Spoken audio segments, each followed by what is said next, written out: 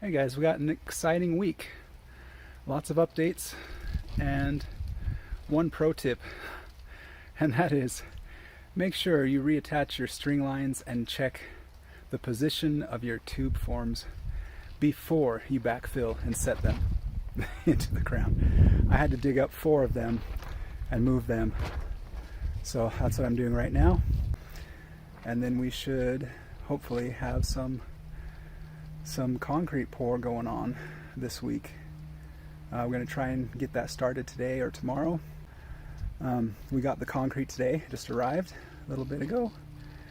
The driver was very proficient and was able to get them set into the garage so that in case it does rain, we don't end up with a bunch of bags of bricks and we can actually still use it.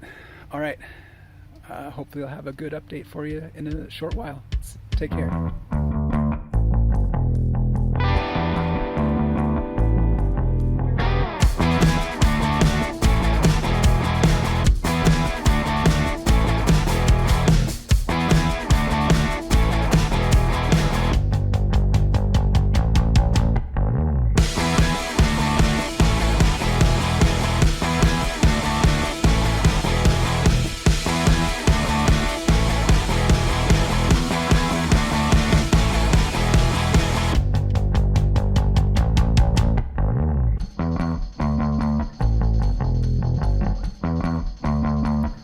So I've been totally stressing out about how to place these anchor bolts exactly in the right spot when pouring the concrete.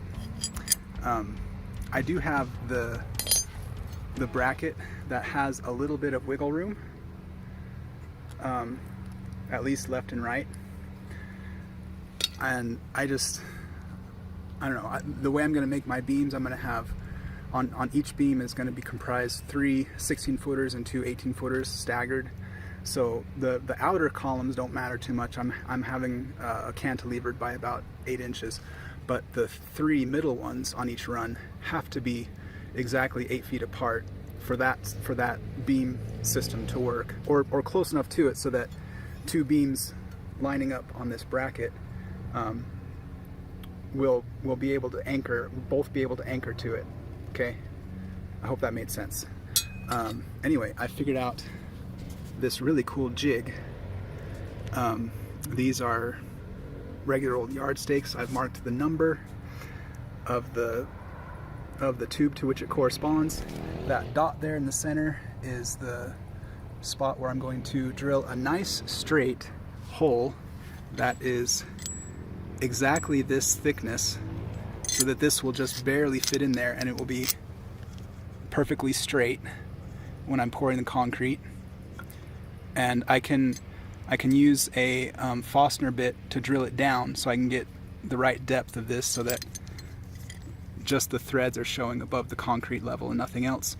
And I'll put electrical tape on here to protect the threads from any concrete splash. Anyway, to get them so that they're removable, I put these little marks on the sides of the tubes and just 2 nails that fit just so to make that nice and snug, so when come pour time the concrete won't push up and knock them out of place. Pretty simple. And then my string line, there's my knot showing exactly where the bolts should go. Well, these outer ones show where the outer part of the wall should go, and so I need to see exactly where that string line hits down here so I can put this bracket there and measure over to get my bolt properly spaced. So if you saw my unboxing videos, you might remember there's the little plumb bob that I bought that was in the first unboxing video. And I'm using that, and then I stick my next stake right over here like this, and then I stick this on top of that and get this right up against the string, and then I can make my mark, adjusting as needed. Pretty cool. So there you have it, and I did finally finish moving the 4 tubes that I had to move because I was an idiot and didn't break the string line out before I had backfilled all of them. I had to move 4. They're all nice. They're not perfect, but they're within 0.07 feet of where they should be. All of them are within 0.07 feet. And my diagonals from that corner of the building and that corner of the building to that corner of the building and that corner of the building are within 0.05 feet of being exactly the same. 35.72 and 35.77. Okay, that's enough rambling for now. I hope you enjoyed this as much as I did. I love coming up with ideas. Oh, and this was another cool idea. I have a laser finder to find the distance because it's really hard to hold something like a tape measure against a string as you're pulling it to make sure that these are all the correct distance. So I set this up on the, just a clamp with a nice big piece of cardboard from IKEA. Thank you, IKEA. On my tamper, which stands up nice and straight.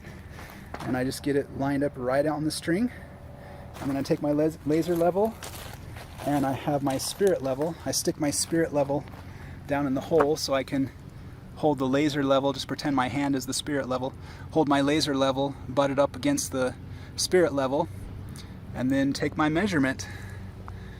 Pretty cool. All right, well, I traded in the 1/2-inch anchor bolts for 5/8 inch. And because I made that decision, I'd already made these with the 1/2-inch bolt. The hole size was for 1/2 inch. So now I had to make, this part bigger that holds the bolt to hang this up. And now I've got to drill these bigger. I used a step bit so I can go down from the 1/2 inch to the 5/8 inch and stay still pretty much centered in the hole. So I'm doing that, putting some electrical tape on the bottom and putting them in their respective holes, making sure that this is not pointed towards an edge so that there's enough cover for the support between the steel and the edge of the column. Alright, so let's go ahead and do this.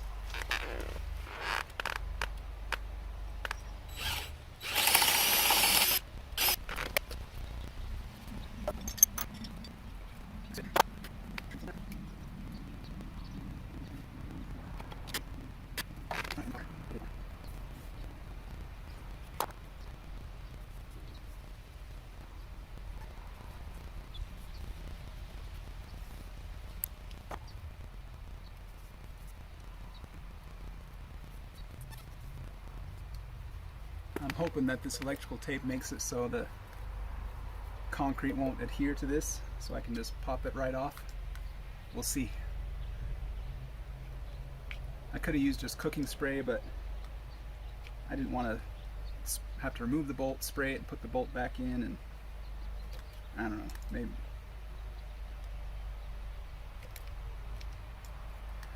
A lot of this is just seeing what works.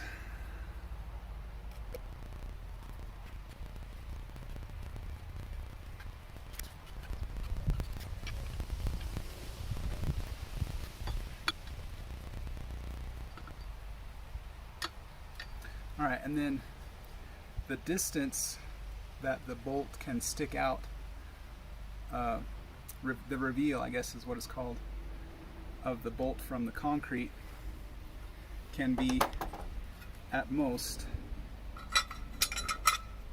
1 1/4 inches. So I'm putting it 1 1/8 inches, and so I'm using this to measure. Okay, if this is 1 1/2, then I can come down 3/8. And so I'm sticking this in here, find my 3/8 mark, and that's where I want it. That should be good. Okay, we've got an exciting unboxing. I think this is more exciting than the drone. As you can see, this is a mud mixer. So yeah, we splurged, and I think it's a good splurge because we've got 90 bags of concrete to mix. Maybe more than 90, who knows. But we have 90 here now. And this is going to save my bag. So let's see what's in the parts box. That's the one that's on top.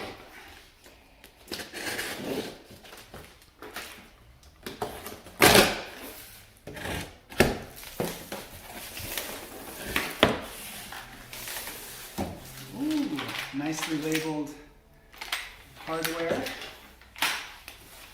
An instruction manual. A couple of no flat tires, looks like they're solid rubber. That's nice. And wow. Oh, this is heavy. Wow. Heavy piece of steel. This must be the axle for the wheels.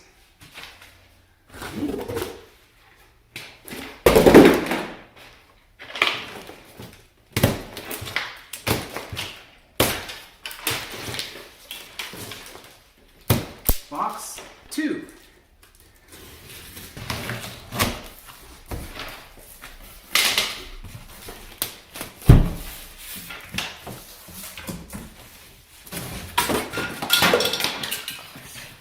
Whoopsie.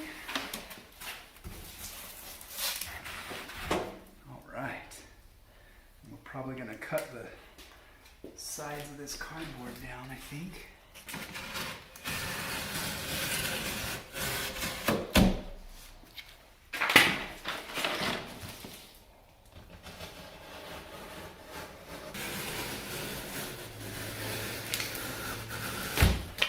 We've gone past the point of return once we've done this to the box, I guess.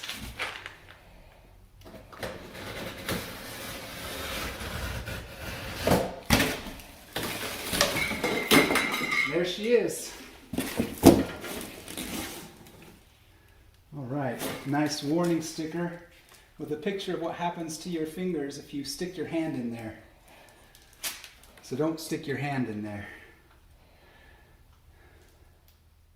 All right, it's Saturday morning and we've got a few bags of concrete mix ready. I'm going to put the first bag into our mud mixer and see what happens. So, we pop it right on.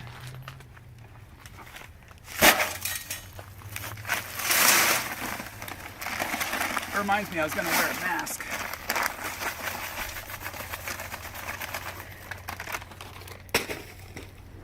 And let's see what this does.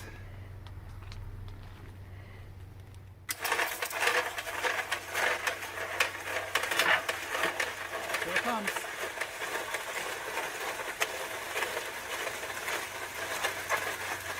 We have concrete.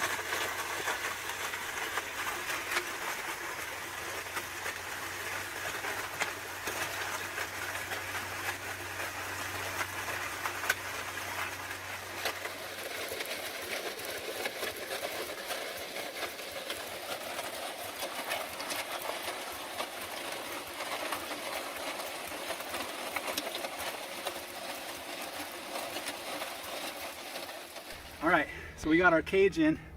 I put too much cement and concrete in before we put it in the cage. Had to hammer it down a little bit, kind of wiggling it around. Hopefully there's no voids.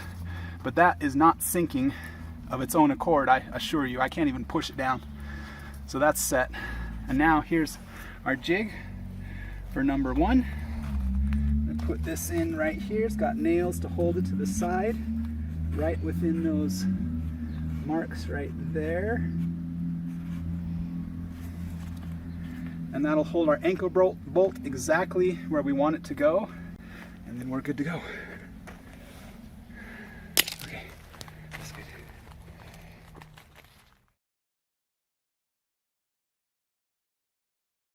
Okay, should we tell everyone what we're playing today? Yes, we are playing a very fun game. And I am the first or second YouTuber, but I'm a new YouTuber. Okay, Miss Jack. We need to use these beanbags and throw them into these. And if you get the Anna, then you get 2 points. If you get the Elsa, you get 3 points. If you get the Blake, like you know, I think, then you get 1 point. Okay, so it's okay.